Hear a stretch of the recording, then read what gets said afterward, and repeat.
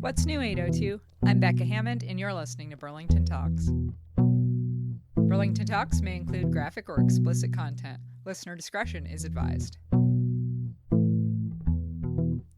I'm very excited to have Rik Palieri on this week's episode of the podcast. Rik is a bit of a folk legend for people who don't know him. He's a writer. He has 2 different books now.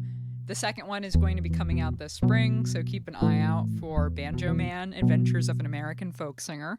Clearly, Rik plays banjo, but he also plays other instruments, which you'll have to listen to the podcast to hear about. Rik is the host of Songwriter's Notebook on VKM, which has been running for over 20 years.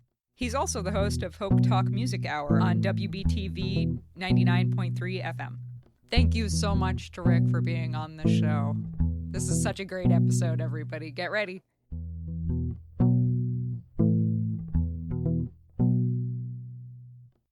My name is Rik Palieri, and I live over in Heinsberg, Vermont.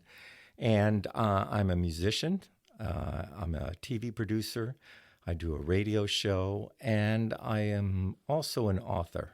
And I'm really delighted to be here with you, Becca, and let people know a little bit about the backstory that they think they know, but they really don't know.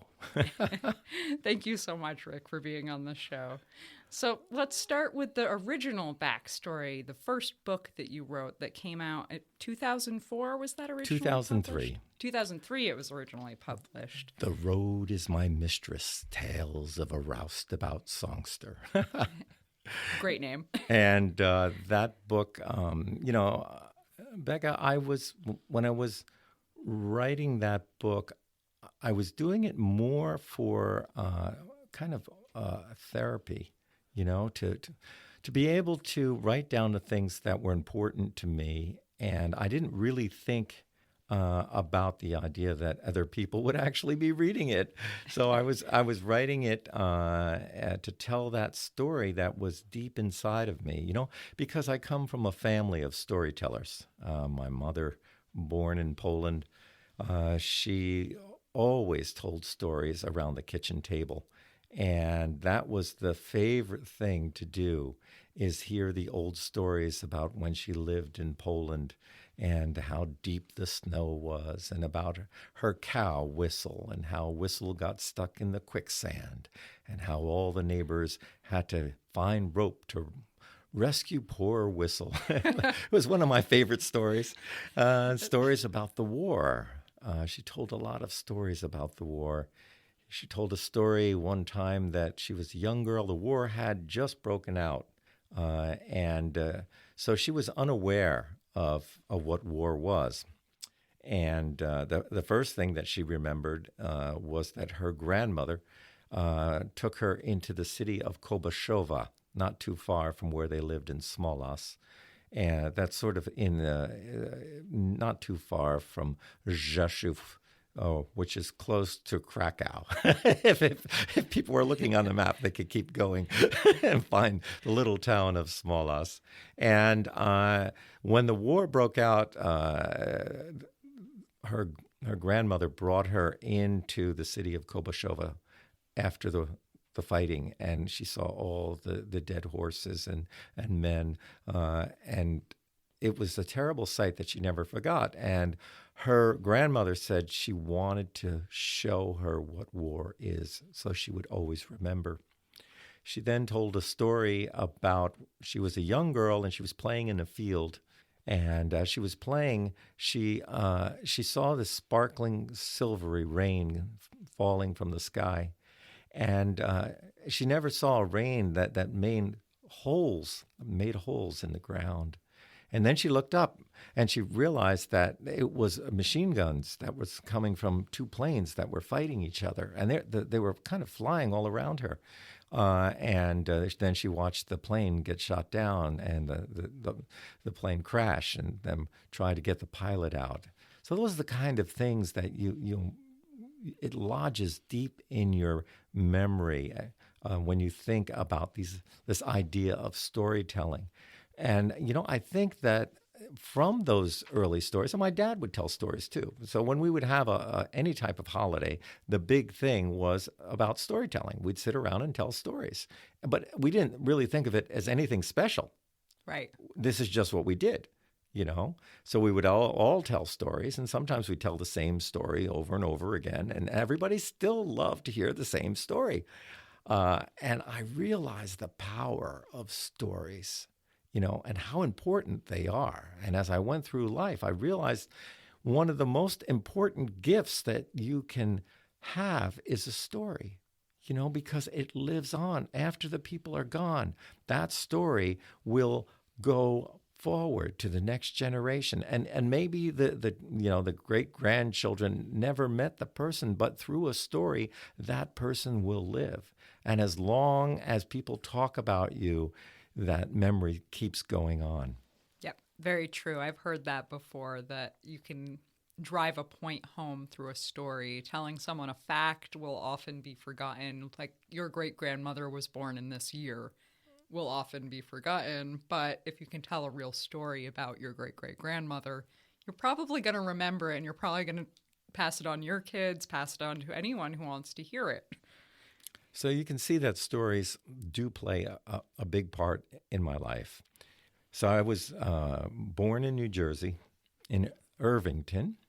And when I was, I think 1 or 2 years old, my family moved to a little town called Old Bridge, historic Old Bridge, in a bigger town called East Brunswick. And that was where there was a lot of little ranch houses where people had settled, mainly a lot of factory workers, the American dream kind of thing. You have your little house. And so that's where I was raised in the suburbs. And the thing was that I spent a lot of time, I was an only child for 11 years. And my mother worked and my father worked. So I was basically out on my own a lot. And I used to walk around through the woods and especially near the railroad tracks. And where the historic town of Old Bridge is where the John Bull engine, one of the first steam train engines, ran. And there was 2 pieces of the original track from where the John Bull ran, and there was a little sign, the Camden Amboy Railroad, back in the, I think, I can't remember the date, but back in the early 1800s. And I used to play on those tracks, and I used to walk the railroad tracks. And then as I got a little bit older, I really hated to go to school. I didn't like school at all. And I used to hop a train. The train would run by the school. Oh, convenient. Yeah. So you could walk to the end of my block there, and then you'd see that it was an early morning train, and the train would start going by. And what you would do is that you'd run alongside it, and you'd grab onto the ladder, and you pull yourself up, and you'd hang on the train until it got close to where you could see the school. And the hard part is getting off the train, right? Because it's moving. So you have to throw yourself off the train. And being a little tyke like I was, you could roll along the ballast, the rocky ballast, and it was okay. You just get banged up a little bit. But I used to go to school by hopping the train. And that played a big part later on in my life. But those early days, that's the way that I got to school. Yeah, that's amazing. That's such a fun story. So it played a big part later in your life? Does that mean you were riding the rails later? Well, what happened is, I don't want to get too ahead. We'll get back to that. So, also on my street, there was a lot of music, okay? Because you've heard of Henry Mancini? I've heard that name before. The Pink Panther, and that's a great composer. Well, his cousin, Mike Mancini, I think it was a cousin, lived on that street. And he had the music lessons going all the time. So when you would step outside at night, you would hear all the kids playing their scales and everything. So that was very typical. You'd have music flowing up and down the street. And then there was a lot of garage bands They were, playing. First, it was surf music, with the Beach Boys and everything. Yep. They have those shiny Fender Stratocaster guitars, and then later on, it was more kind of the Who and the Beatles and that kind of thing. So, I mean, I always loved music. There was something about music that really would comfort me. And there was a lot of turmoil in my growing up years with my mom and dad, and, working these different hours and so forth. So I found that music was my friend. And it wasn't very friendly at first, though. There were a lot of musical failures in my life. And the first was that the local high school had a drum and bugle corps. Oh, yep. Okay. And my friend who lived next door, Dave, he was playing the drums. So I thought, wow, that'd be really cool. I'll learn how to play the drums. Well, of course, all the cool kids got to play the drums. I didn't get to play the drums. They gave me a big old baritone horn. When you opened the case, it was old and ugly and smelled like years of spit. And so, and the instructor there really kind of catered to the talented kids. Yep. And some of us, that we were more marchers than we were players. And I found out years before Milli Vanilli that it was better to sometimes just hold the instrument rather than play it. So I would go to all these parades and I'd hold my bugle. But that didn't feel good, That Right. I felt like a musical failure. And so the next thing is I wanted to play the electric guitar. And so my mom went to it was a department store, and she bought me this guitar. And my Polish grandmother, she won the amplifier on the boardwalk. Oh. Yeah. So I had cool. a guitar and I had this little amplifier. But I never saw anybody play guitar. I didn't know what I was doing. I couldn't figure it out.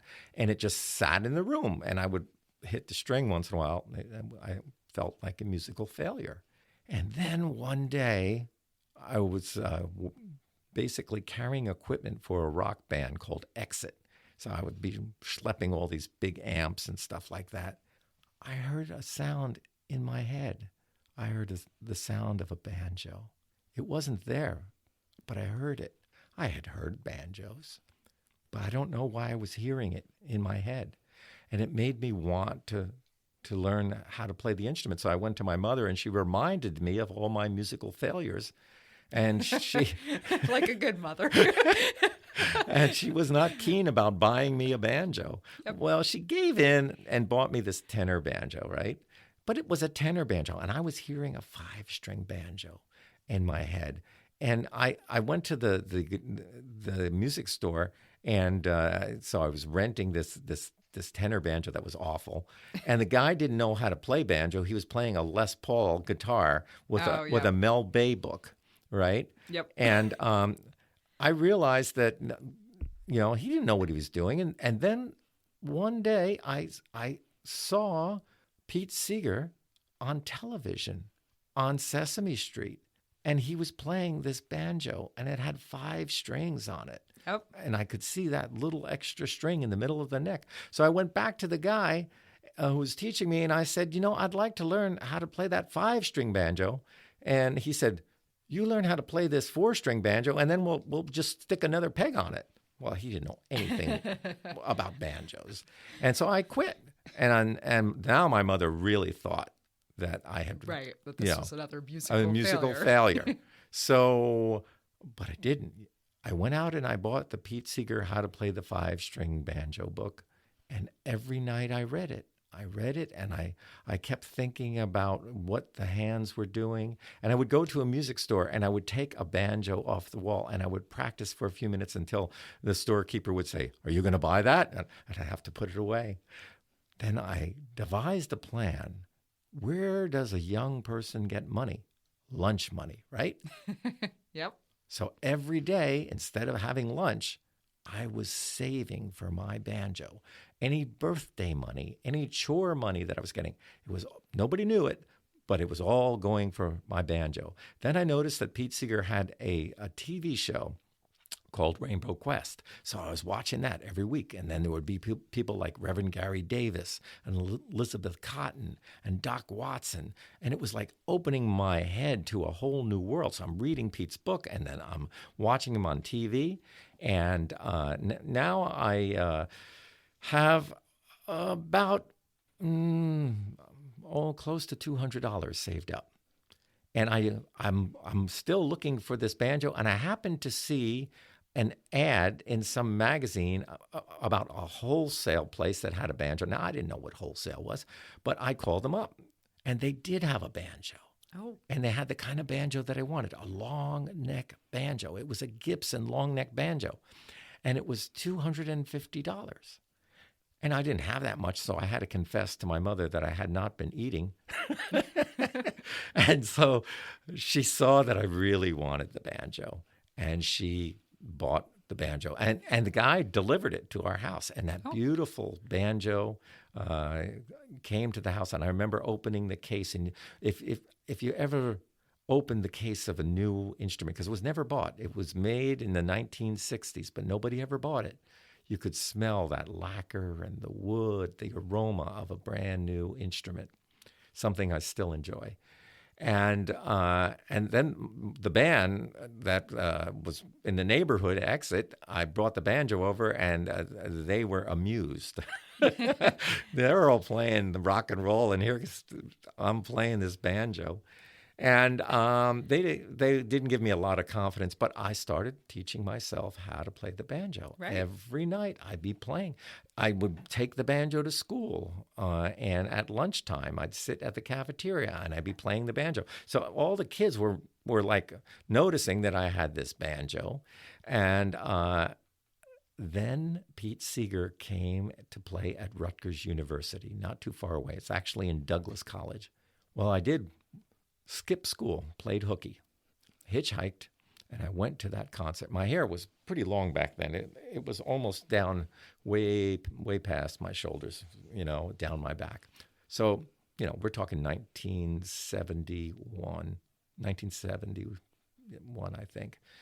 And I fit in. Right? Yeah.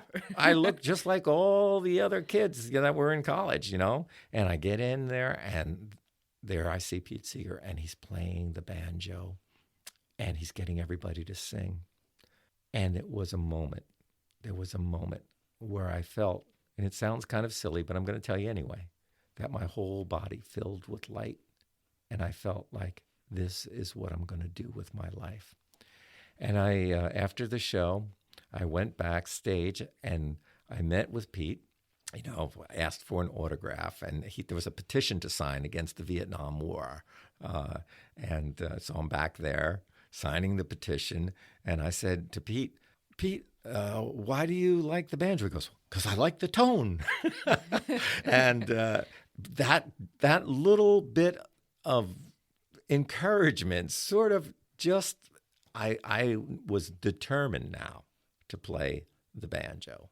And so I really started playing a lot. And I was hitchhiking around and trying to figure out, different people anybody that I could learn from. Right. Yeah. Who could teach me something. And so I'm trying to learn how to play those songs in Pete's book. And there was this one song called Old Joe Clark that I really liked, but I didn't hear it. It looked like the words were fun. And I was reading the tablature, and I was practicing my right hand on my school desk and on my pillow at home and on my banjo when I had it.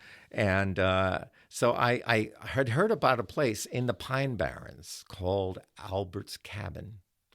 Now, Albert's Cabin was one of those places, supposedly, I guess, where all these people would gather to play music. And so that sounded like it would be really cool. So I went with a high school friend named Dwayne, who I convinced could play the mandolin. I mean, he really couldn't, but I convinced him that he could, as school kids will. Yep. Equipment, we've all had those friends. Equipment is everything, And so he had a mandolin, so I convinced him he could play it. So we start hitchhiking, We're hitchhiking. We get down to, we knew it was Albert's Cabin in Waretown. So we hitchhike, and we get down to a place called Mount Holly, and there's a music store there. And we go in, and we start talking about Albert's Cabin. Well, the proprietor there, he's listening to us, and he goes, "Oh, you're going to Albert's cabin?" I said, "Well, we're hoping to go there. We've been hitchhiking. We don't know where it is." Well, he goes, "Oh, I'm going there tonight. I'll take you."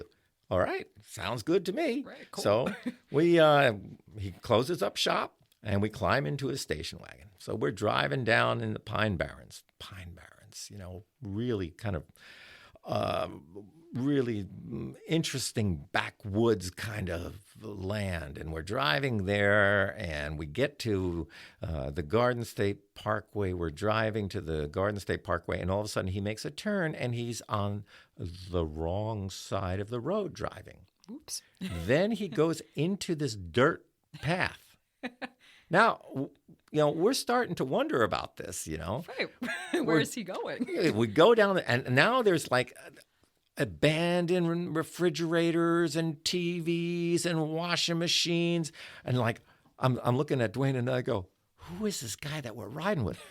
Maybe he's an axe murderer. Maybe he's going to kill us. I mean, we don't know. We just got in the car. We have no idea. So like now our young minds are getting really scared, and we're just about to scream for help, and all of a sudden you hear the sound of music, and we pull in, and there's Albert's cabin right in the middle of the woods, right in the middle of the Pine Barrens, and there's all these people all outside in the cabin, and they're with the guitars and fiddles and banjos, and there's this old guy sitting on the front porch there with a young fellow, and they both have banjos. And so I take out my banjo and I start playing a little bit. I could play a bit then. And they thought I was playing pretty good.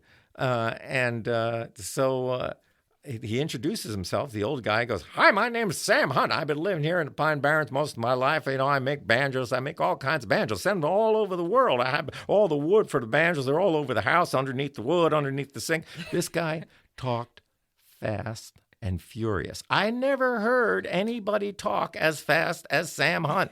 And then he said, "Well, we're going to play the old Joe Clark."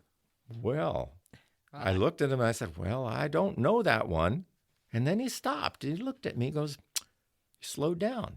He said, "Well, we can teach it to you right now." And we sat there, and he told me how to slide my finger down the second string and pull off, and then what to do with my right hand. And I was sitting there, and slowly the song, Old Joe Clark, came to life. And, that's the way that I learned a lot of music, is I went to the source. I went to the people who played the music. So I was, still in high school, playing the banjo and learning from all the rock musicians. Now that I was actually playing, they had me playing with them. I'm starting to play with all these different rock people, and they're playing folk music. They're coming to my house late at night and sitting around, and we're playing Freight Train, and we're playing some of those old classics.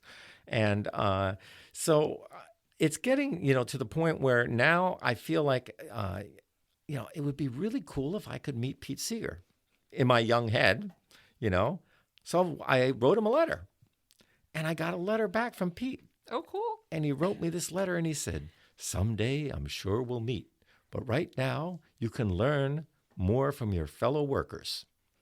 And he signed it, Pete, with a little banjo. Well, that meant the world to me, Becca. It's like for Pete Seeger to take the time out to send Rik Palieri a little letter. Boy, I was floating. It made me more determined than ever. So I then got involved, because Pete was involved with the sloop Clearwater. It was called the Hudson River Sloop Restoration, Inc. project back then. And they had this boat, a big old-fashioned sailing sloop that was made just like the old ones. And so I joined that. I joined that organization. I had my little card, and I would start going to these different events, where Pete was playing. And I would see Pete playing, but I was too shy to really talk to him, Right, yeah.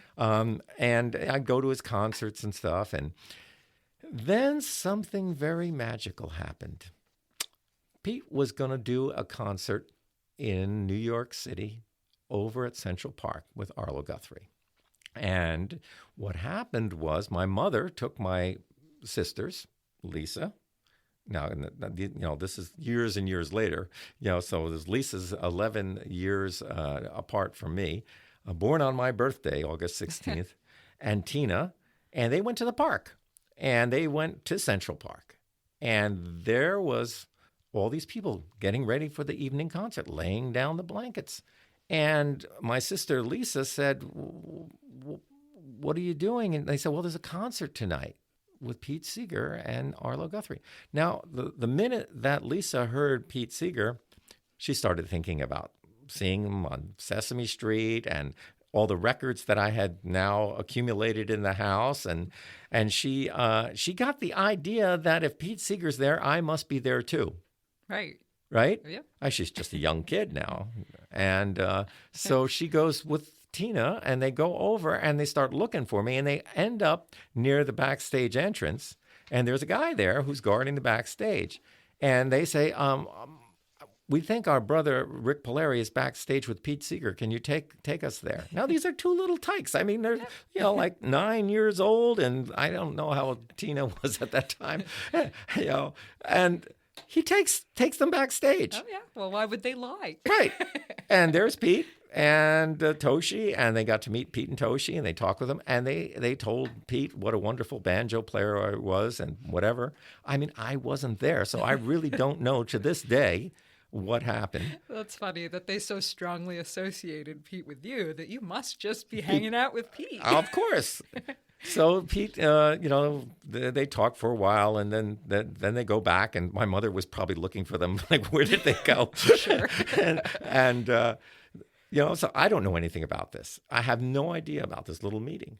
And so what happens is that I go to that concert that night. And Pete at the concert says, well, tomorrow we're going to have a big festival in Hoboken, New Jersey, and everybody's welcome. So now I'm excited. I'm going to go to that concert in Hoboken, in the morning. Sure, yeah. So I'm getting ready to go out the door. I have my banjo on my back. I'm walking out the door, and my sister Lisa looks at me. She goes, did you know that Pete Seeger files his nails? And I was like, what? I didn't pay any attention, She's like, she's 9 years old. Making stuff up or something. So I walk out the door, go to Hoboken, and there's a few people, young people like myself, and we're off to the side of the stage there and playing music. Now, I've done this before, just some young people were playing music. Well, who comes over? But Pete. And he unzips his guitar case. He takes out a big 12-string guitar, and he's playing along with us. Now, I am freaking out. I'm saying, there's my hero, Pete Seeger, playing music with us. And he stops. And he looks at me and goes, I haven't seen you before. Who are you? And I go, I'm Rik Palieri. And he goes, Rick, I met your sisters yesterday. Now I'm dumbfounded.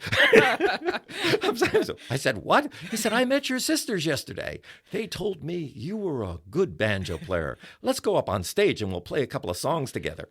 He brought me up on stage, and my life changed. They're your little sisters where you're in. That's right. That's right.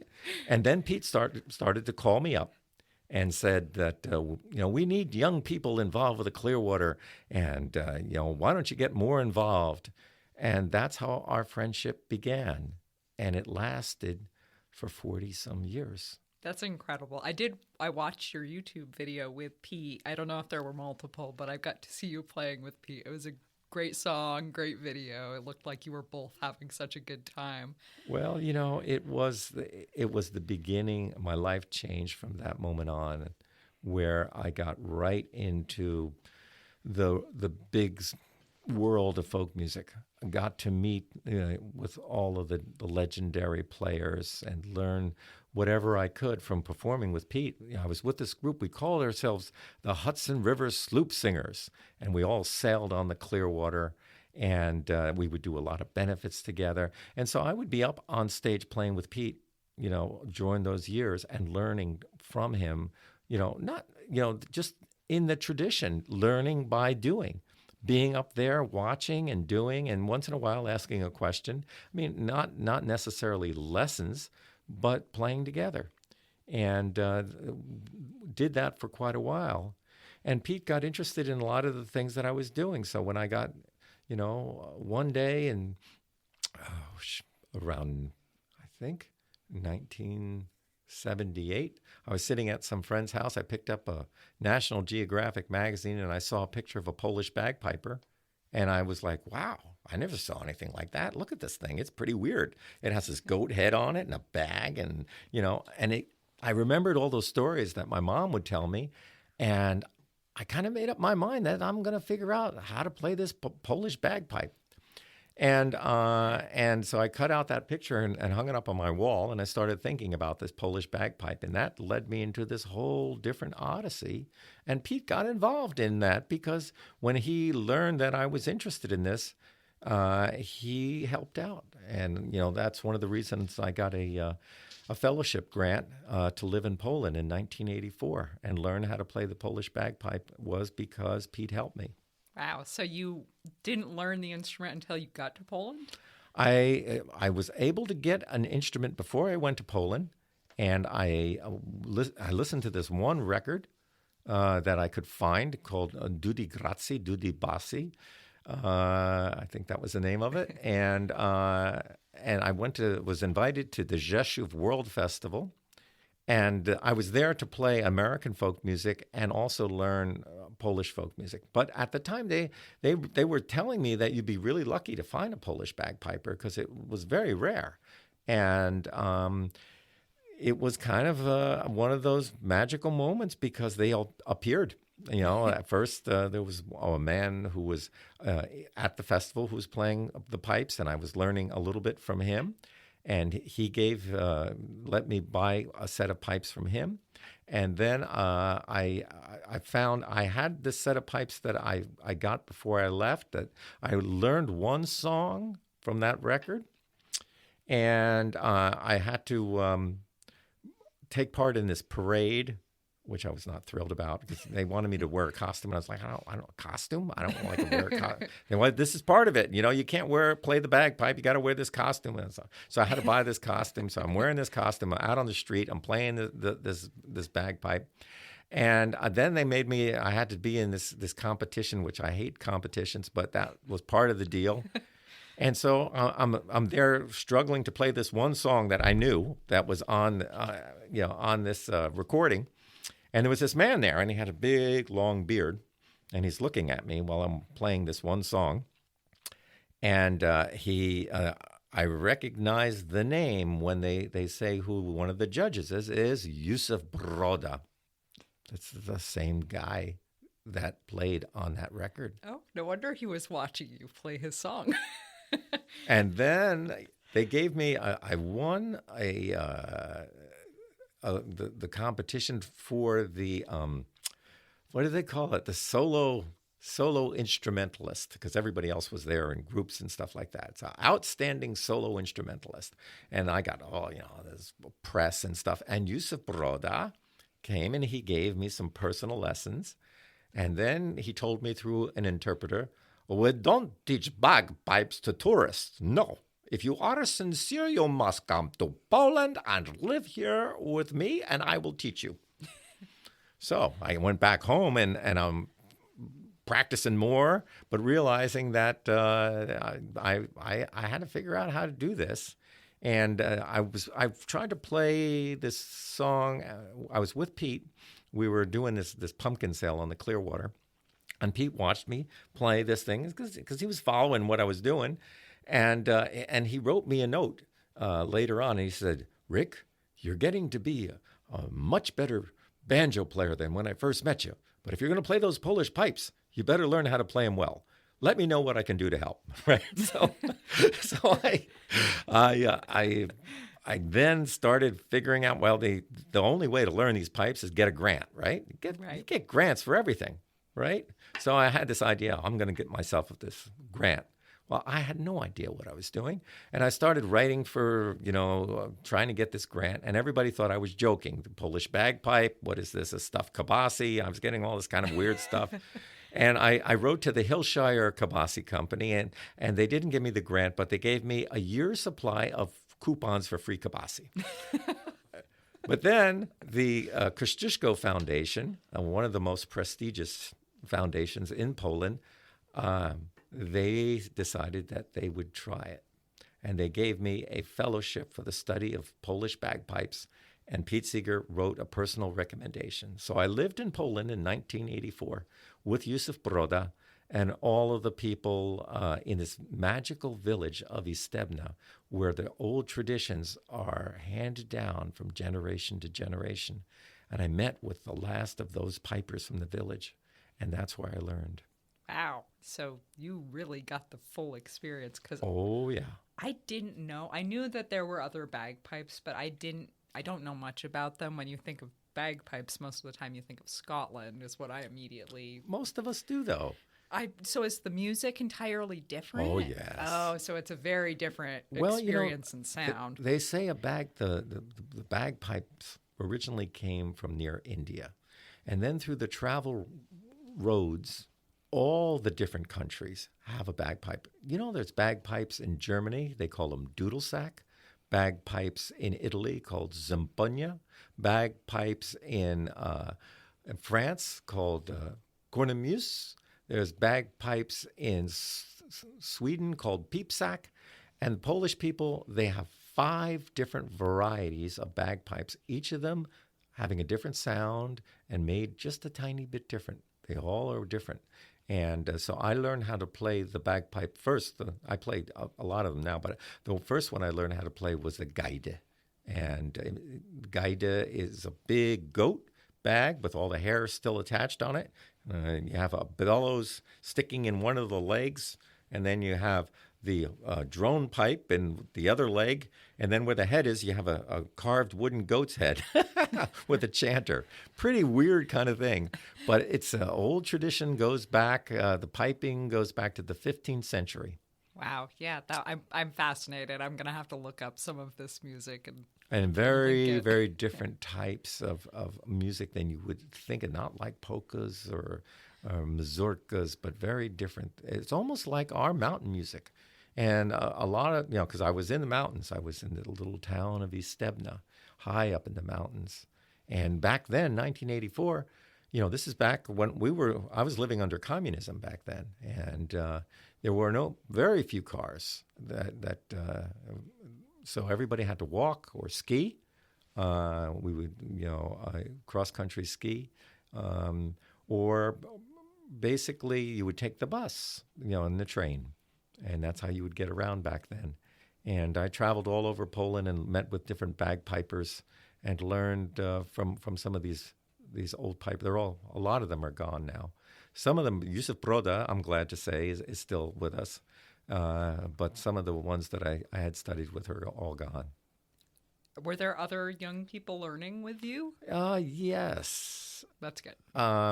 There happened to be this one who was maybe a little bit younger than me, Zbyszek Wałach. And so he was learning around the same time, and we became really good friends together. Now, he's one of the best musicians in Poland for folk music. He's one of the masters of the instrument. And I think there was a little seed that was planted. I was the first American to ever live in the village. People would come just to look in the window at the American. I'm sure that was very different. Like, that's not normal, especially under communism. There probably wasn't a whole lot of Americans. There wasn't a lot of us. But after I finished the studies there, it was a kind of a weird thing because I wanted to stay longer, but there was I got caught in a political trap.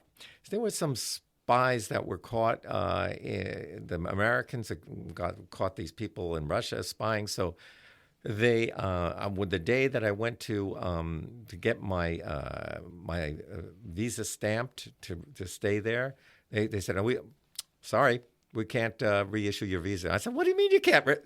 They said, in retaliation for what was done to our people in Russia, we cannot. And they said, it has nothing to do with you, You're welcome to come back anytime. Oh, but, what can we do? This was the big thing. What can we do, And, man. The funny thing is that I had to leave. I did come back many times after that. It really, like I said, I just got caught in this weird kind of political moment there. It was a difficult moment. We're talking about solidarity. Lech Wałęsa, everybody locked up in jail under martial law. 1984, a very difficult time in Poland. And so it's not surprising. And they were following me. They were following me around. Right. They were keeping tabs Oh, on yeah. you. Yeah. They would search my apartment where I was living and all kinds of things. So, But, yes, go ahead. so how long were you there in I 1994? was there probably about 8 months. Yeah. Yeah, that's a good stretch of time. Yeah. And it was an amazing moment, and even, when I mean, everybody understood what happened, and so I went back right before I left, and they said to me in the Office of Cultural Affairs, they said, many of the people that you're with will never be able to go to America. I mean, this is Berlin Wall, everything like that. So what we want you to do is we want you to take what you learned and bring it to America for us. And so I came home from that, and I decided that I would honor that. I ended up doing over 1,000 schools all over the United States. I played in every state in the USA and brought that message of this Polish music and culture everywhere. That's wonderful. Did you do that back in the 80s? Yeah, I did that. No, I did that in the 90s. It took me a while to figure out. I went through the National School Assembly Program, which was dated back to the 1930s, and they would bring all these assembly programs. I traveled with my dog, Koza. Now, it's hard to squeeze all of this in, but Koza's a Polish sheepdog, the kind that the bagpipers all had. So she would travel with me in my blue and white Volkswagen van, and we went all on all the Indian reservations, Ironhead, and the Cherokee, and we spent a lot of time on the Standing Rock Reservation, and that's where I learned how to play Native American flute when I was there. So as I was traveling, doing the Polish programs, I was actually learning about American folk music by meeting all of these people because I was out on the road all the time. Right. Yeah. I'd leave in September, and I'd come back here to Vermont in December for 2 weeks, and then I'd be out on the road again until the end of May. I just lived in my van and just did music all the time. I played 4 schools a day. Wow, 4 schools a day. And how many years did you do that? Oh, it was about, I think, 3 or 4. Wow, so you met with a lot of kids. A lot of kids probably remember you got to figure that each school had roughly 300 kids, roughly. Some had 500, some had 1,000. You're doing 4 schools a day. You're doing it every day, Monday through. I was out on the road playing those shows, and that was like my real boot camp. As far as, I really wanted to be out there performing. I really wanted to have this kind of an experience, and it taught me a lot. But I could not have done that had I not lived in Poland. I learned all of my survival techniques of how to get by with little or nothing by living in Poland so that I could do that tour. And it was an amazing tour. And that's when I started writing my book. You see, Pete wrote to me one time when I was in Poland. He wrote this, he was writing to me, checking up on me. And he said, "Rick, are you keeping a journal?" I was like, "Nah, I hate to write." But it was funny. It was Pete. It was Pete. So I started keeping a journal because he said it's going to be important later on. And so I started writing down everything. And I had, when I was on the road, I had met Mariana, who's my wife now, and we weren't married then, but I was on the road. And it was like, I was trying to figure out, telling her about who I was. So I was writing her about my life story in letters. Oh, the old-fashioned way, writing letters and phone calls. Oh, Becca, you don't know what it's like to be in the middle of North Dakota, and there's one phone booth in all of North Dakota. Well, in this area where I was, there's this one phone booth with a teenage kid with a stack of quarters, and he's looking at me like, "No way, old man." I got this. And then you're waiting there to try and talk on the phone because people didn't have cell phones. People, right. You had to use a telephone. Oh, it was something. But that was, the beginning of my book was through all the travels and writing down the stories and then sending them to my wife. And then what happened was everybody kept saying, Rick, you should write a book. You should write a book about your life, And now we're going back to the trains. Because one of my other mentors was a wonderful storyteller and singer and songwriter named Utah Phillips. And Utah Phillips and I became friends, and he thought that I had to go out to the old hobo gatherings and learn from the old hobos, And so I went to the Brit Hobo Convention, and I met with the kings and the queens of hobos, and that's when I started hopping trains with some of them again. I mean, it was all for fun. I mean, it was nothing serious. They were out there riding for real. Like that was their life. That was their life. I was just, doing it for fun with them, little short kind of things. But I got to meet them, and I started writing songs about the old hobos and writing about their lives and sharing that and learning about the old hobo culture and about the old hobo signs that they used to leave behind. They used to mark the houses that fed them. Right, yeah, so they could tell if they were friendly or not. And so, and that's been a part of my life. I was just out at the hobo convention again because one of the old hobos I had wrote a song about, a frog, as a hobo king, had died. And his last wish was I came out to Britt, Iowa, and sing him home. I went there to the hobo graveyard and sang him his song that I wrote for him. Now, Becca, the weird thing was when I got there, on his gravestone was my song. Oh, and you didn't know before you got there? Oh. Isn't that weird? You're looking at somebody's tombstone and your song is sitting on there with your name on it. Well, it must have really resonated with him. Well, that was his last wish. It was his last wish. Yep. And so I went out there with my friend Rick Nessler, who also sang with Pete for many years, and we sing together every once in a while as the Ricks. And so, yeah. Ricks, I'm sorry. That's great, though. Well, everybody would say, because it's Rick Nessler and Rik Palieri. Now, you probably noticed that I spell my name weird, right? Yeah, I've never seen anyone else spell their name with just a K. Well, that's because it was a it was a bad printing accident that did it. I had my first business card printed when I was a young kid, and the printer left off the C so I had this R-I-K, and my friends thought it was cool. Yeah, and that's how I kept it. So it was R-I-K ever since. So when Rick Nessler and I started, singing together for real, we knew each other for, since we've been singing together since 1980s. That we decided, we'd arrive at somebody's house. Oh, the Ricks are here. so we decided, and he said nobody should get top billing. So Rick said it's R-I-X. Nice. Oh, that's even Ricks. Better.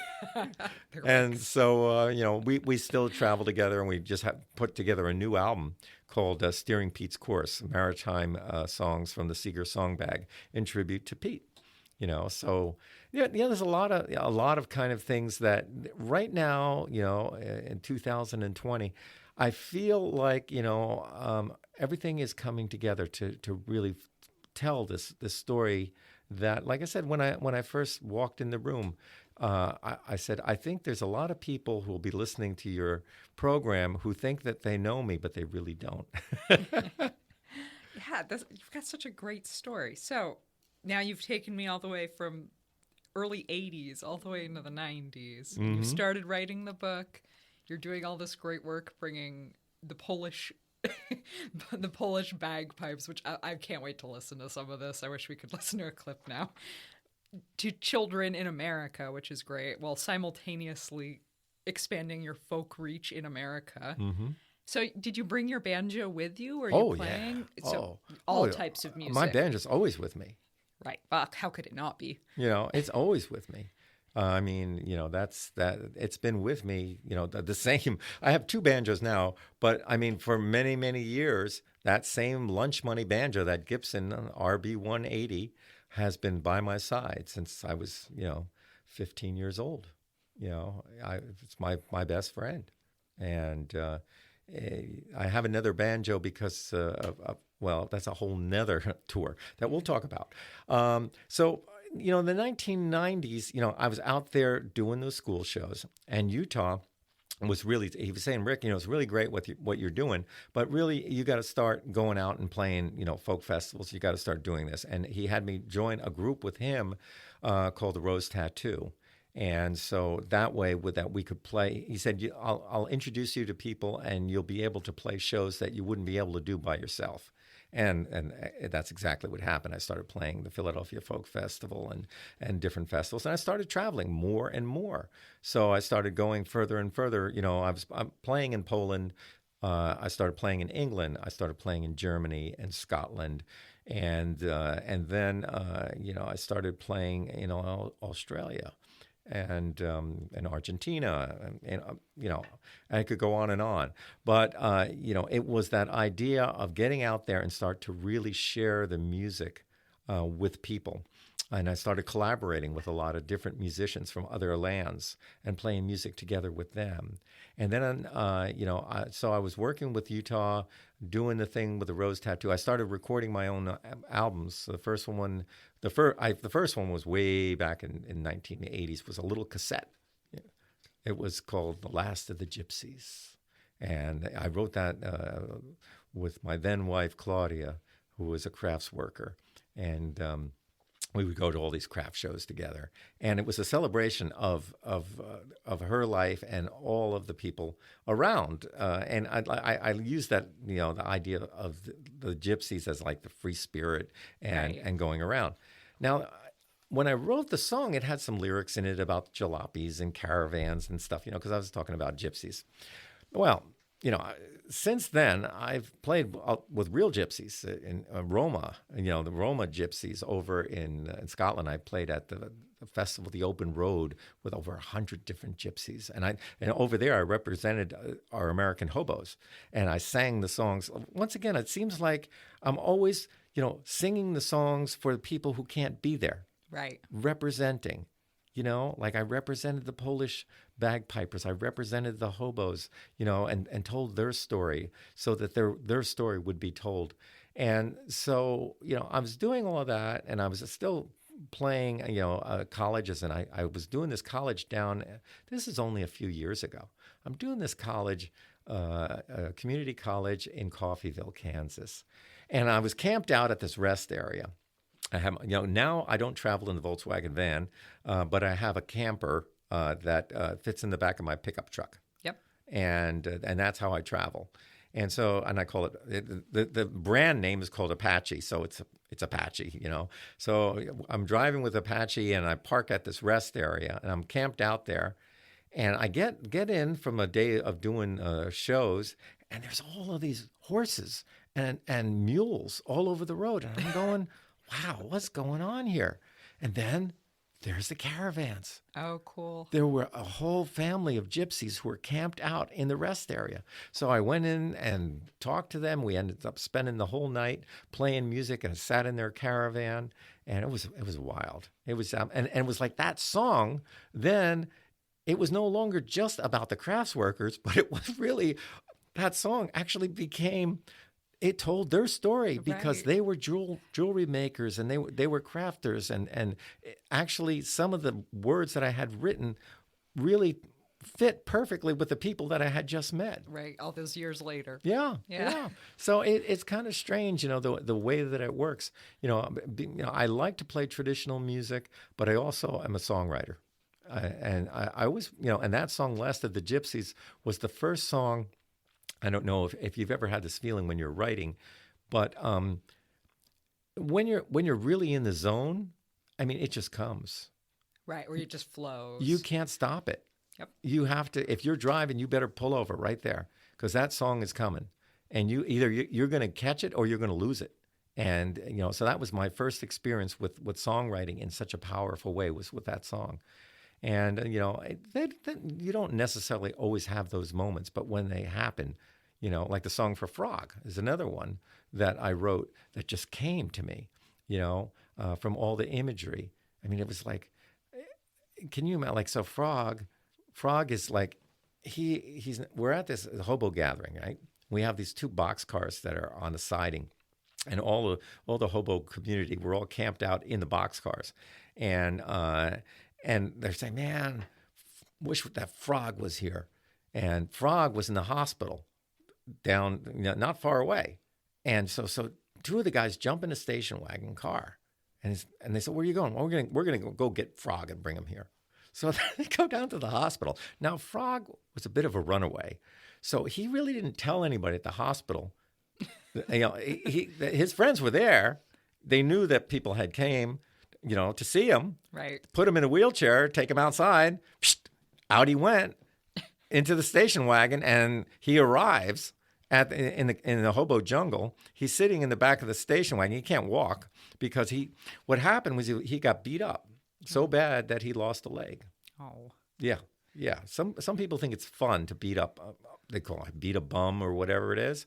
And that he was on the side of a railroad track and, sleeping in his sleeping bag, and some young kids tried to beat him to death. So Frog's, in the back of the station wagon, and they lift him on a piece of cardboard and they bring him inside the boxcar.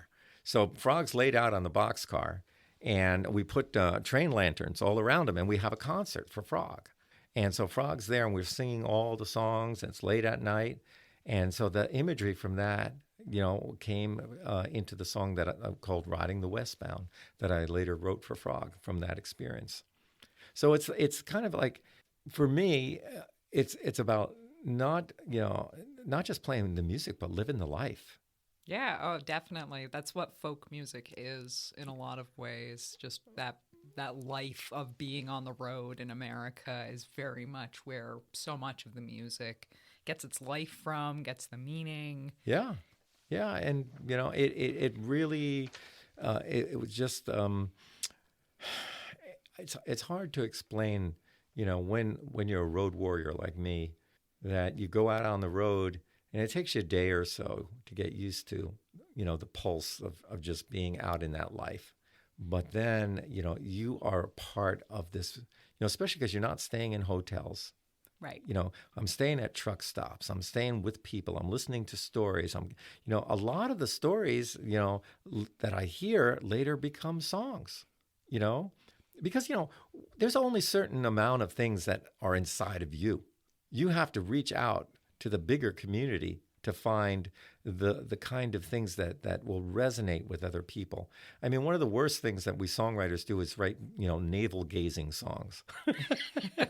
We write songs that we're the only one who really knows what we're talking about. Yep, very true. That's why it's always funny when some songwriters say, this was actually about this political crisis or something, and you had no idea. No idea, So I write in the old style. I try to write things about things that resonate with not just me, but with a bigger community, with a bigger, a vision, and the same thing. So, I was talking about in the 90s.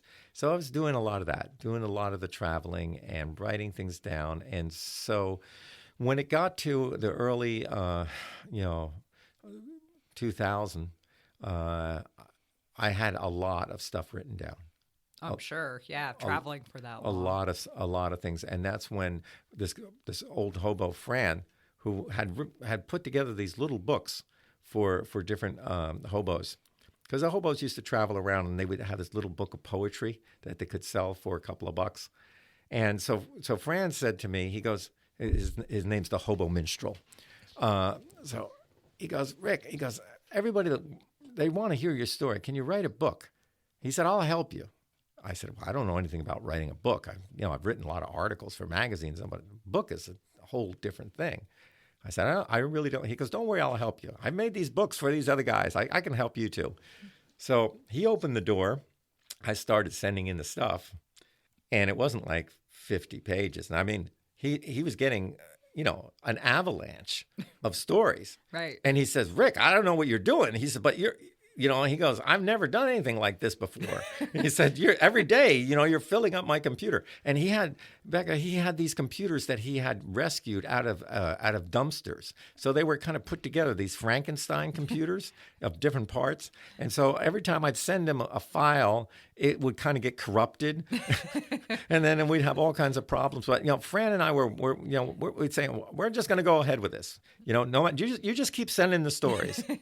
So I just kept sending the stories, and then I had all these people doing their best to try to proofread all my stuff. Everybody was getting involved in this whole thing. And even Pete Seeger, he had my book, the galleys, the rough galleys. And he started, I said, Pete, anything that you don't like in here, just tell me and I'll take it out. And so I sent him the book, and I didn't really think about it. When I got it back, I just looked at the parts that I had, marked. I didn't realize he went through the whole book. Oh, yep. There was all kinds of advice later on. I mean, years later, I'll tell you about that. So so we get this book, and then we don't know how to publish it. We don't know anything. So I find this, self-publishing. Okay, that sounds like because I don't think anybody's going to read the book anyway. So we get this thing from Trafford Publishing, and we go through all the process, and by golly, we get a book. And so it came out in 2003, and I started sending out, and I realized there was a couple of mistakes here and stuff, and I'd like to fix that. And I was able to send back, the very first copy that came out, fixed a few things. Then this woman, Amy, came into the picture, and she said, I really like your book. I think I can help you take it to the next level. So she took my book, and then she, really went through it. And then, got it onto Amazon.com. And, it was really a real book. It's out there and people are buying it and reading. I'm getting fan mail about people liking this story and liking that story. But, 2003 didn't tell the whole story. And there were still things I didn't feel that were perfect yet. And so I kept thinking, I really want to revise this book. It was killing me, because people were writing to me and stuff, and things were happening from it. Like I got contacted for stories, chicken soup stories for the soul. Oh, really? They printed one of my stories in there. Then I got contacted for a thing to be involved with a project called Music and Conflict Transformation, Harmony and Dissonance in Geopolitics. Quite the name. Now, so these are scholars, and they flew me over to Madrid for a week, and I was with all of these, Fulbright scholars and all that. I'm just a road musician. What do I know about? So I'm like, what am I doing here? And these are really brilliant people, and I'm kind of like just listening to everything, and we had this big dinner, and everybody's doing these introductions, and so I introduced myself, and I said, I've sat around the campfire with a lot of people. I've sat around the campfire with gypsies and with hobos and cowboys and Indians, and we've told stories. We shared stories together. And I said, and I can learn a lot from all of these different people. And now I'm here with you. And I said, and I hope to learn a lot from you too. And that kind of broke the ice. Yep. They got it. And so I was on the team, and I wrote a chapter called Working in the Trenches, Surviving Conflict Through Stories and Music. And I interviewed Pete, and I interviewed Utah and Peggy Seeger, and I shared a lot of stories that I collected from other people who were able to use music to stop a violent confrontation. And it turned out to be a textbook for university peace studies, and published. And I mean, a big deal, actually. A lot of, Wayne Shorter, the great jazz musician, wrote the foreword. And when he was here at the Flynn, he invited me backstage. Now, I thought I was going to go and talk about his life and music. And he goes, Rick, it's so great to meet you. He said, everybody in the band has read the book. Oh, yeah. And they started quoting from my chapter. And I said, wow, where did you read that?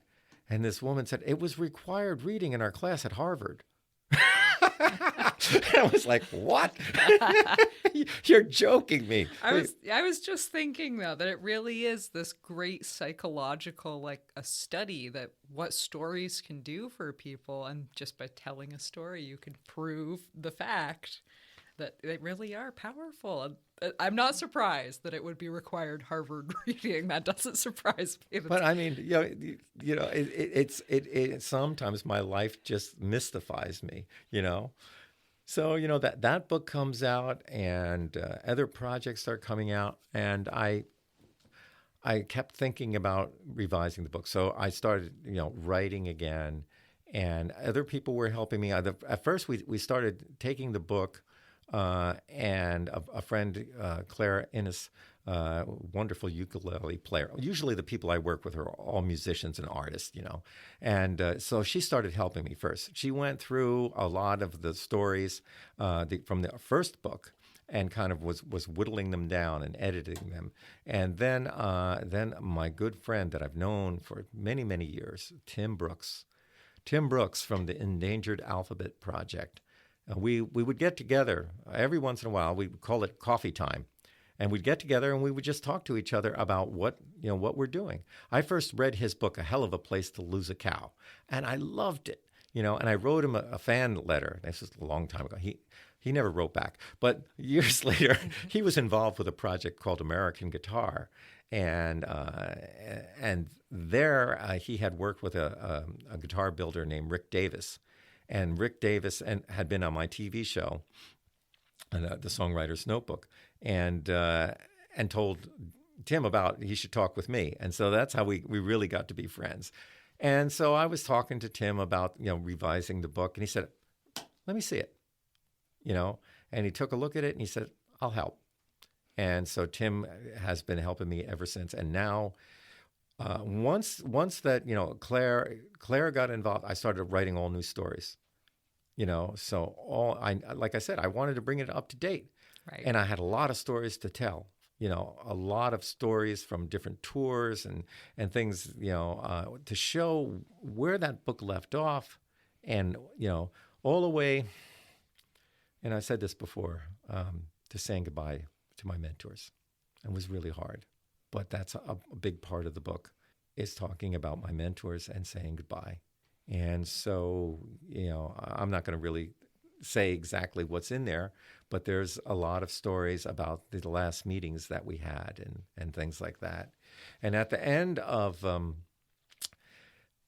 my time with Pete, I had a project that I had dreamt about for 30 years when he was with a group called the Almanac Singers with Woody Guthrie, Lee Hayes, and Mill Lampell. And back in 1941, they, I think it's 1941, they did a tour across the United States singing in union halls. And there was something about that story that captured me. And I wrote Pete a letter, and Pete wrote me a whole thing out, everything he could remember about that tour. Was it 1942? You're going to have to look it up. I can't remember. I'm getting old. But anyway, so I think it's 1941. But anyway, he wrote me everything that he could remember from that tour. And at that time, I was trying to find out more information. So one of the people that was in the Almanac Singers was Sis Cunningham. And so I talked to Sis. And I could have talked to some of the other people that were alive, but I was a little bit shy. And, Pete was really encouraging me to do this. And I started calling union halls and because I wanted to put together a program to honor the Almanac Singers. Oh, they weren't interested. They just weren't interested. They were, the Almanacs at that time were considered rebel rousers and communists and whatever. And they didn't want to hear about it in the union hall. And so that letter that Pete sent back to me sat in my files for many years. And then I was on a tour with the Ricks, and we were invited to Nora Guthrie, Woody's daughter, invited us to come to the archives where all the historical papers. When I saw that, I saw all the things that were written. I said to Nora, Nora, is there information in there about the almanacs? And she said, yes. And then I got that light bulb of like, maybe I can find more information. So just around this time, another singer named George Mann, who was another union organizer and singer, he got involved and he started saying, well, we could make this happen. And he started calling the union halls. And before you know it, we had the whole tour start. I mean, it's a lot more complicated than I'm saying because it wasn't easy.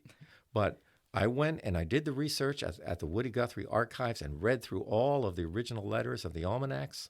I went and interviewed Pete twice, and first at his house, and we his daughter Tina.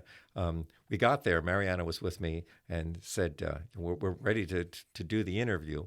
And I was going to set up the cameras and stuff and do a video. And Tina said, "Just put the recorder on the table, make it informal." I put the recorder on the table, and Pete started talking.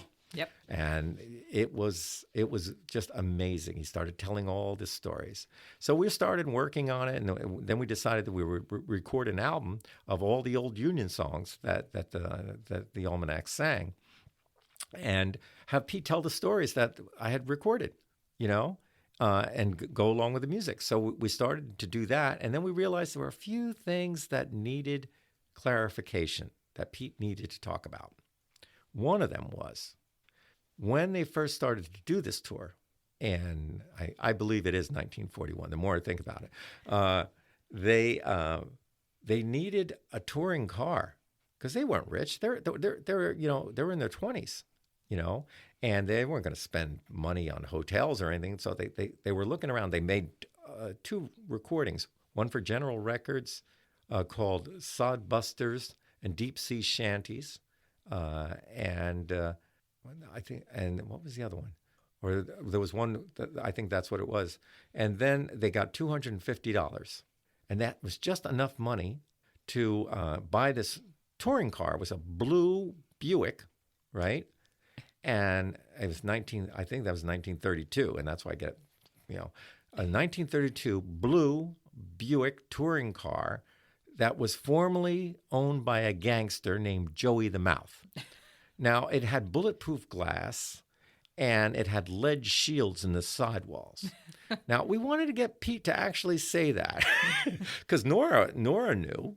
Right, yeah, that's a great detail. And it was really hard.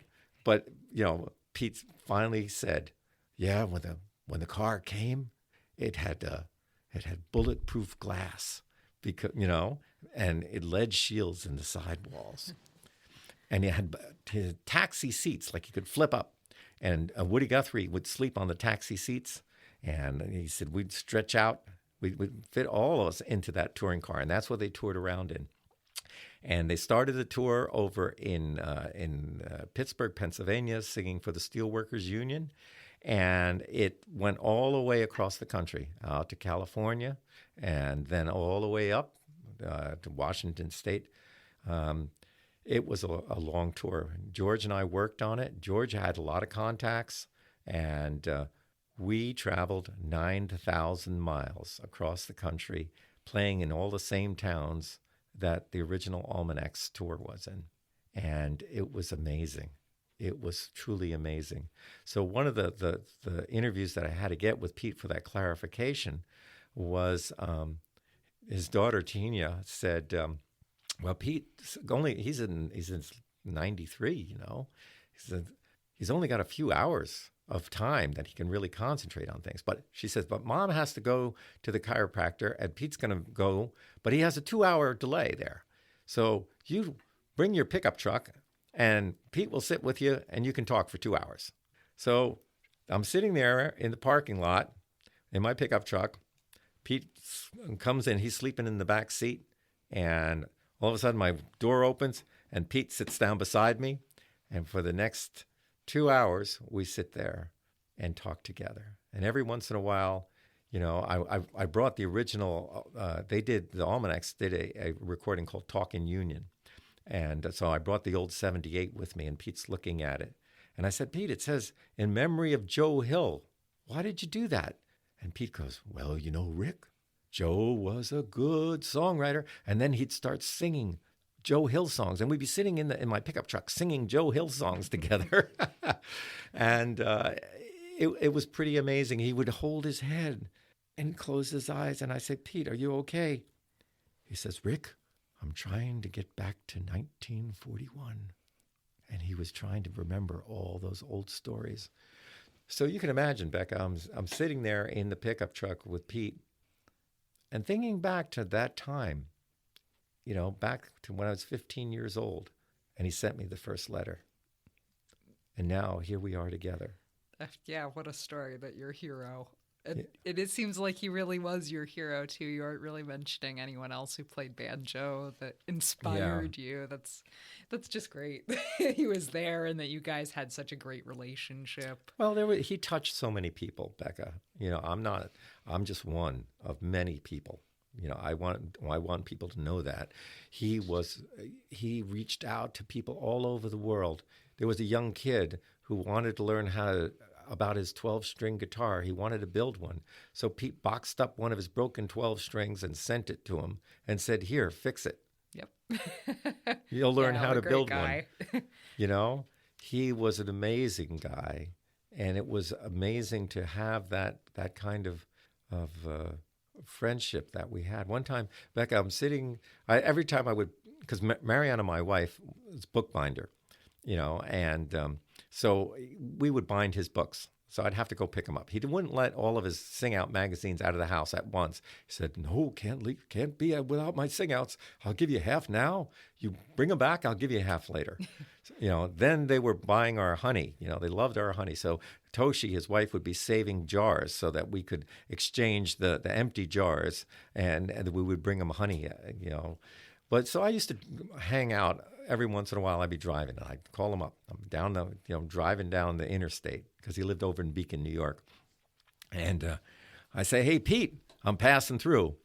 And this one time he goes, well, Rick, Toshi's not here, but I've got a potato. Why don't you come over? We'll have lunch. So I drive over. Pete had the worst driveway in the world. Drive up Pete's bumpy driveway. And I get in the kitchen there, and Pete's there with a potato. He's got one potato.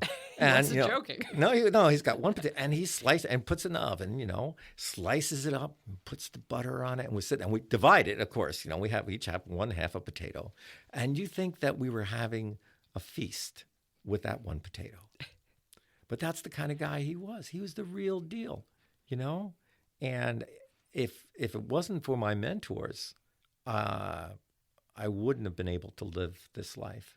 And Becca, that's why I had to finish this book, because I had to thank those mentors. I had to tell that story to the end about what these people were. And because the young kids that are growing up, they're never going to have that moment. Right. They're not.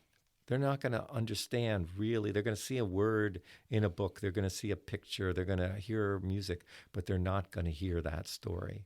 Oh, and the story behind the music can make a song so much more powerful and just make it mean so much more to you. And I'm someone who gets goosebumps. I kind of get that feeling where you said you felt like you were light, like this is what you were meant to do. But I recognize it in other people almost. Yeah. That I can hear those moments, and now I get goosebumps and shivers, and it'll make me cry sometimes, and it's just so powerful. And to know the story behind a song, I feel like I have those moments so much more frequently. Yeah, it's been, like now I'm 64 and I'm still traveling, not quite as much, because I realized that I was traveling all over the world, but people here at home don't know me. They don't. Like I said, they think they know me. Oh yeah, that Rick guy, he plays some banjo, but I have no idea. And I got this idea that I would have a new mantra. It says, create what you want where you are. And so I started trying to do things at home, trying to organize. There's a group that I belong to called the Song Farmers of America. And there are these different jams that are all over all over the country now. I can't remember how many chapters there are. There are like 50 some chapters. Michael Jonathan, a friend of mine from Wood Songs, the Wood Songs Radio Hour. He and I and a bunch of other people, we kind of formed this organization to get people to play music, not necessarily for money, but for building community, for planting seeds for a better world in your own community. So I started a chapter at the Heinsberg Library. Anybody who's listening, first Thursday at the Carpenter Karst Library, you can come over there and bring your ukulele and your guitar and your fiddles. It's acoustic music that we're doing. But, some people bring, little hand drums and things like that. And we meet and we talk. And, Becca, it's so important these days that people learn that we don't all, Pete used to say, we musicians can teach the politicians that not everyone has to sing the melody. We can learn how to work together and learn to agree to disagree. Not everybody agrees on the same thing. But when we get together and we play music, we share a little bit of food together, we find common ground, and we find that we are more similar than we are, divided, and I think that that's an important thing. So I've been doing that. I've been doing my TV show, The Songwriter's Notebook, which, again, was one of those things that came into my life by mistake. My friend Gareth from England, who I learned a lot of things from, we were on tour over in England, and he got me on the BBC TV, and he was coming over here to Vermont, and I was trying to get him on TV. There was no way I could get him on regular TV. But a friend of ours was working over at VCAM and said, well, maybe you can get him on VCAM. Okay. So I went over there and I talked with him, and they said, this is a great idea. Why don't you have a series? Cool. I didn't know what I was doing. I mean, I don't know. It was one of those things I thought it was a good idea, but I thought somebody else should do it, not me. This is a lot of what I do in my life. I always think somebody else should be doing this, not me. But Gareth came on. And before you know it, I made up a list of all the people that a dream list of all the guests. Everybody said yes. Yep. They all wanted to be a part of it. And Pete, I was out in California. I get this call from Pete. Well, Rick, I've got next week free. I can do your TV show. I'm like, California. I didn't tell Pete I was in California. I said, okay, Pete, I'll be back. I went across the country and met up with Pete and did that interview, and that was one of the highlights of my life, to do an hour interview. That was when our relationship started getting even closer, because he started seeing that I was archiving the music, not just playing the music, not just standing on stage together, but actually archiving, because he started off as an intern in the Library of Congress. Okay. So, I started doing the show in 1999. Now, in the year 2009, I got contacted by the Library of Congress. And they had heard about my collection. And luckily, my sister, Lisa, married this guy, Rob Perna, who was involved in video. And Rob gave me all of these video blanks that were mine. Because when you go to community, TV, you basically would recycle videos. Right. Yep. But these were mine, and I labeled them that don't use them, and that's how I was able to have a collection. The first collection I brought to the Library of Congress was, I think, it was about 124 shows. Wow. And they're all an hour long? They're all a half an hour. Oh, half an hour. Half an hour long. The certain ones like that I did with Pete in Utah, I did double shows so that they're hour interviews, so it was really amazing, what Jennifer Cutting from the Library of Congress is the one who brought me in. She's a research librarian, and she brought me to the attention of the Library of Congress. And at first I thought she was going to cherry pick the best shows, so I had sent her a list of all the shows. And she said, we can't tell who's going to be important later on. Right. We want them all. And she said, we look at the Library of Congress, we look at things 100 years from now. 100 years from now, people could come back and look at what time was like now.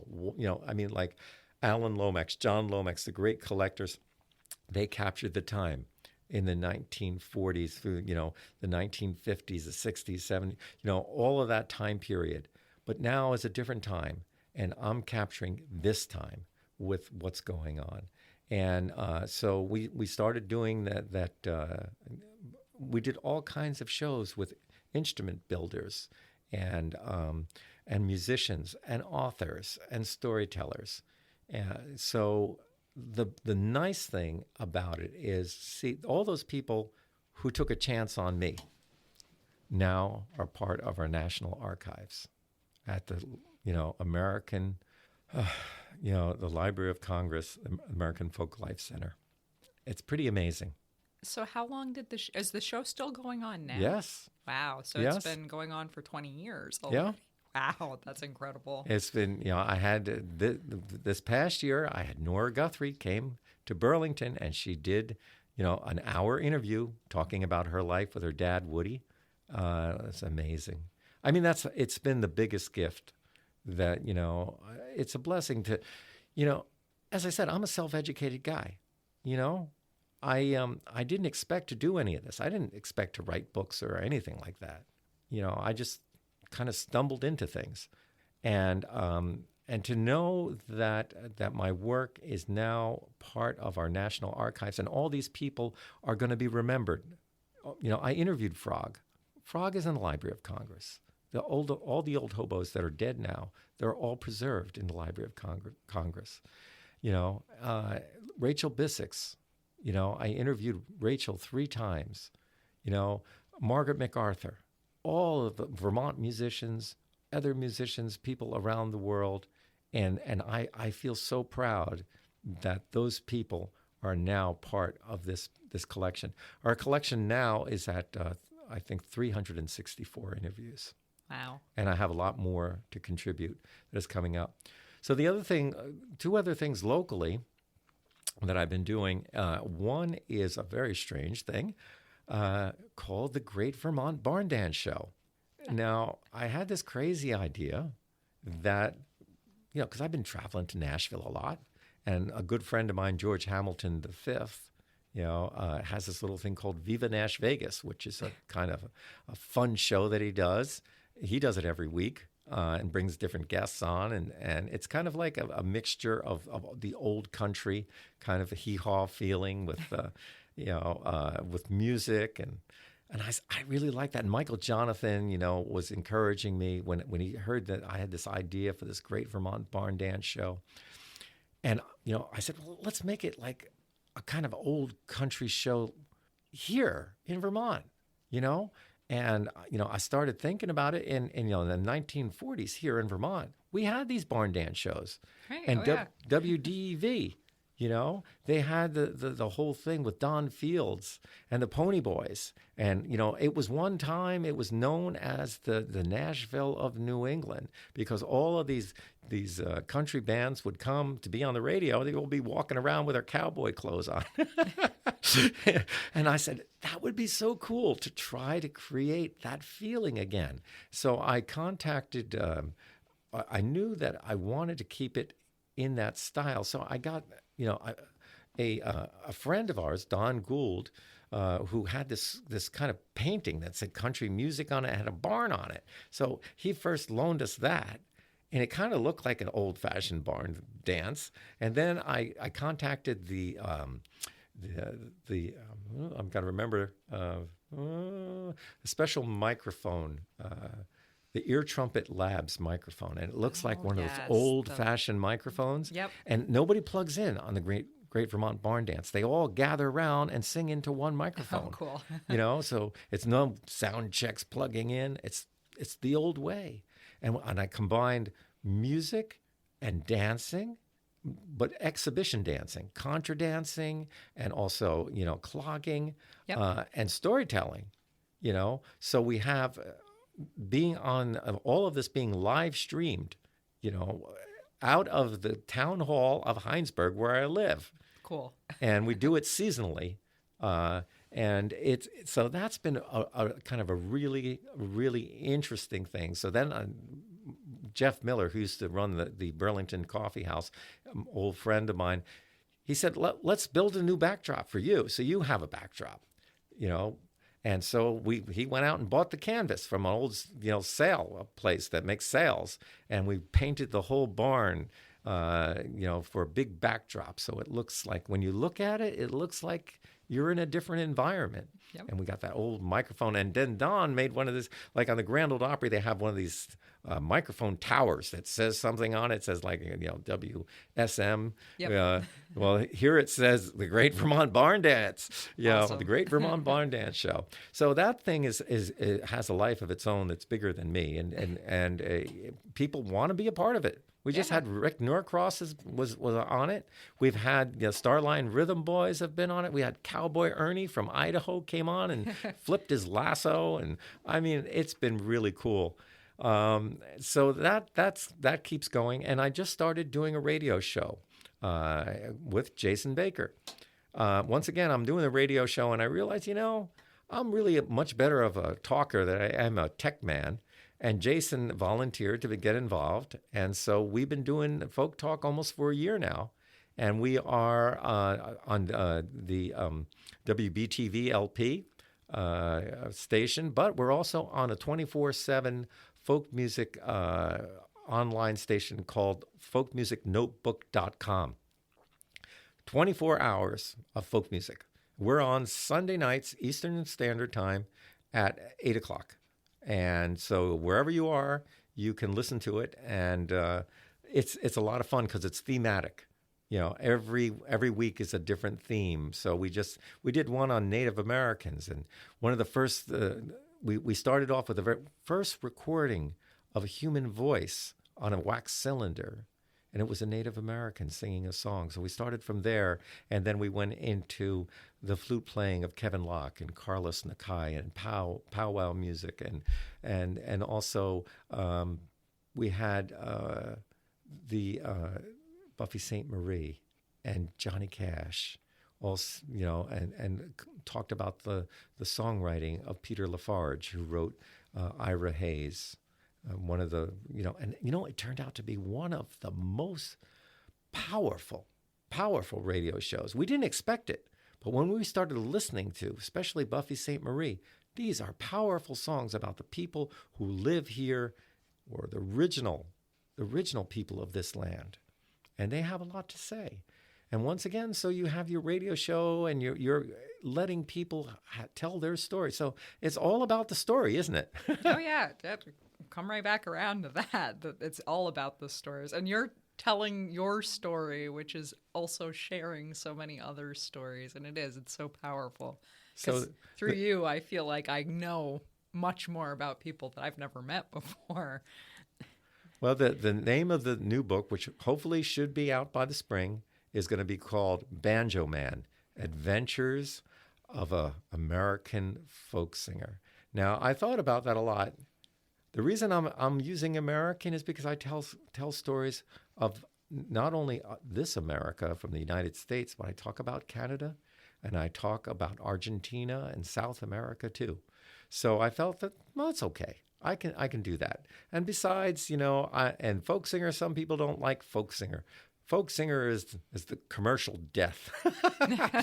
But, Utah used to say, if you want to be a millionaire in folk music, you have to start with 2 million.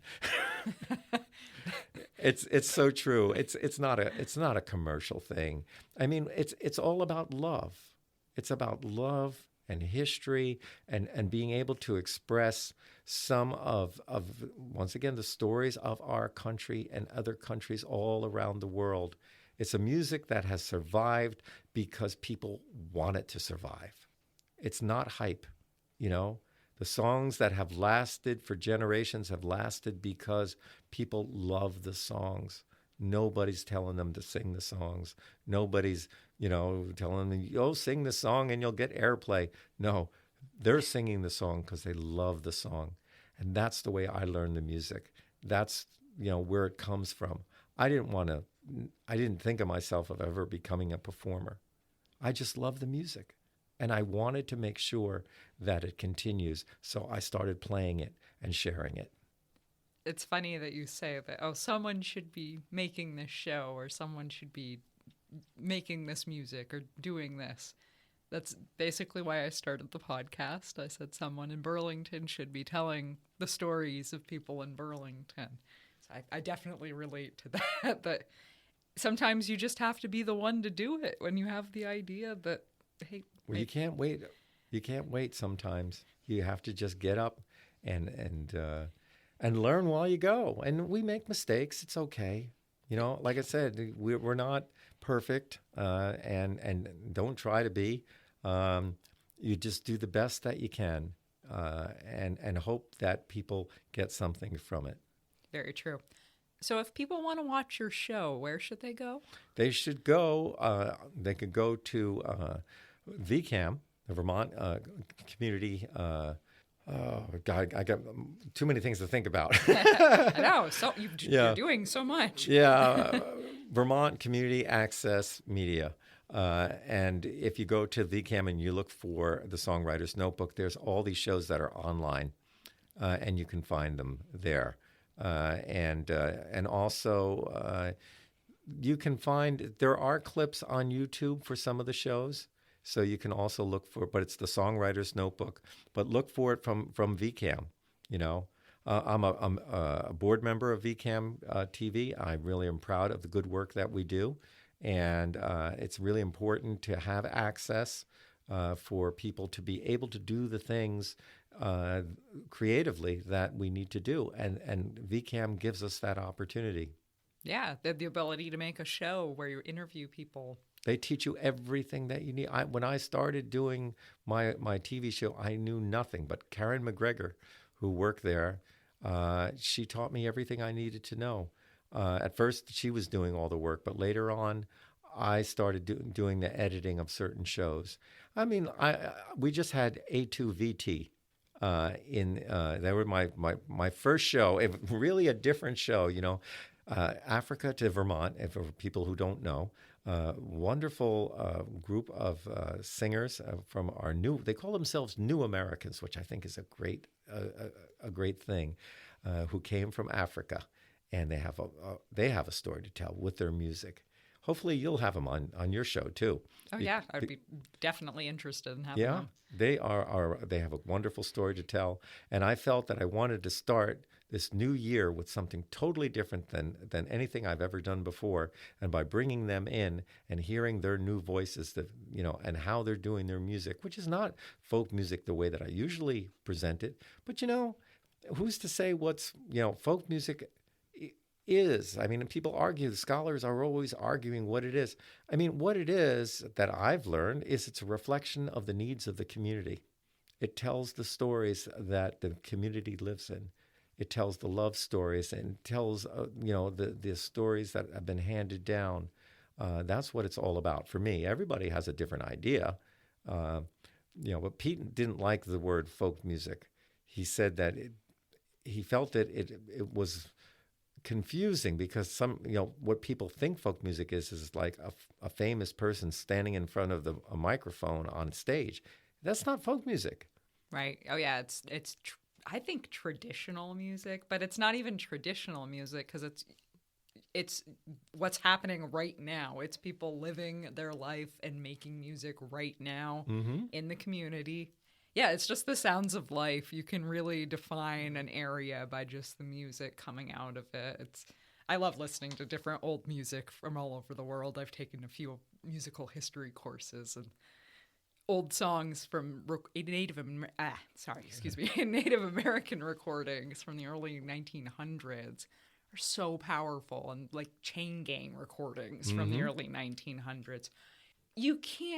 I can't even express how that feels to listen to something like that, because it brings you into that moment that you could never imagine. You just couldn't even be there. You could see a picture from it, but to hear it, it really brings you there. Yeah, it really does. And, you know, and we are so lucky that the young people that are growing up, have the best of both worlds. They can listen to the old masters, and they can listen to the young innovators and masters. Because in the old days, as I was describing earlier, you got to go hunt up people. You got to travel to go to where they are. You have to sit there and talk with them and learn from them. And I mean, I think it's a far better way, in my opinion, but not everybody can do that. But there's something really special, and I'm going to suggest that any person out there that is listening to this podcast, that you go out and you meet with the people who make the music. Go and talk with them. Find some of the older people or young people who are really just getting into the music or just love the music. Sit down with them. Don't just listen to things on recordings and online. Go find the real thing. That's where it's at. So we've covered so much, Rik. I think this is probably the longest recording I've ever made. Is there anything else that you want to touch on, though? I don't think so. I think that most of the things that we've talked about are the things that resonate with me. And, it's more of just, being able to continue all the good things that everybody's doing. And it doesn't have to be huge things like, you doing your podcast. You're doing things in your own way, the way that you can do them. Somebody else has a different way. It doesn't matter as long as we do something. That's, Pete would also often say, it's participation that's going to save the world. And it's so true that, when we participate in whatever way we can, that's going to make a difference. We don't want to sit home on election day. We want to make sure that we participate. Yeah. That's where it's at. Well, thank you. Thank you so much, Rik. You've been such a great guest. I've got a little emotional at moments. It was so much fun to talk to you. And thank you so much for coming and sharing your story. Yeah. And doing what you do. Well, thank you. And people who want to know more about me can go to banjo.net, my website, and you can see pictures and that kind of stuff and learn more about some of the things that I talked about. All right. Thank you again. All right. Bye-bye. Bye. Thank you so much to Rik for being on this show. This has been such an incredible episode. I can't even describe all of the emotions I felt listening to Rik's stories. It was just incredible. All of the pictures that he shared with me are amazing. So be sure to head over to our show notes page, burlingtontalks.com/12, to see all those photos and to check out all of Rik's different links. Go to banjo.net to find out more about Rik and get in touch with him directly. You can also find him on Facebook. You can find me on Facebook too, Burlington Talks. And you can also find me on Instagram at Burlington Talks. Email me, Becca@burlingtontalks.com. That's BECCA@burlingtontalks.com. Thank you so much for listening all the way through the end of this episode. You're awesome. Have a great day.